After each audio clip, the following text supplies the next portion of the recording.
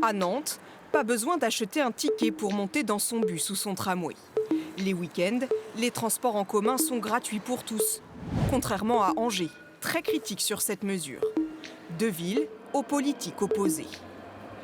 Principal bénéfice selon cet élu nantais socialiste, la hausse de 10% de la fréquentation les samedis-dimanches.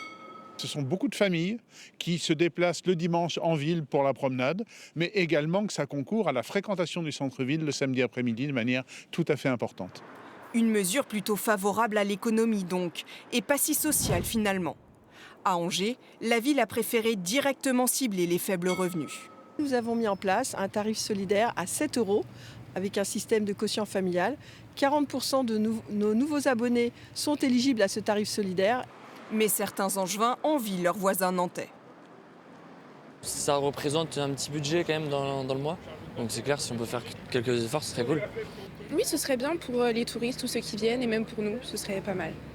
Je sais pas, moi je trouve que j'ai un abonnement qui est très raisonnable. Donc, Cette gratuité le week-end a un coût, 20 millions d'euros par an.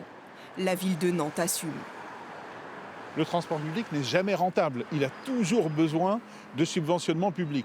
Nantes Métropole a la chance d'être une collectivité dynamique qui a des recettes en hausse régulière. Et donc nous n'avons pas de souci de financement.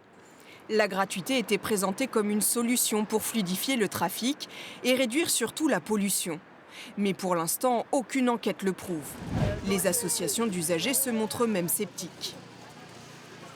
C'est pas ça qui fait changer les automobilistes de comportement, hein.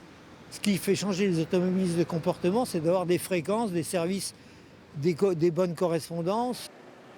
Il y a énormément d'espace sur 20 km qui ont été réduits pour la voiture, donc on circule moins bien. Donc ça, c'est une façon indirecte d'inciter à prendre les transports en commun. On fait la promotion du vélo. On a aidé plus de très nombreuses familles à faire l'acquisition d'un vélo assistance électrique. Nantes n'ira pas plus loin. Elle estime inenvisageable d'étendre la gratuité à la semaine, comme l'a instauré la ville de Montpellier en décembre dernier.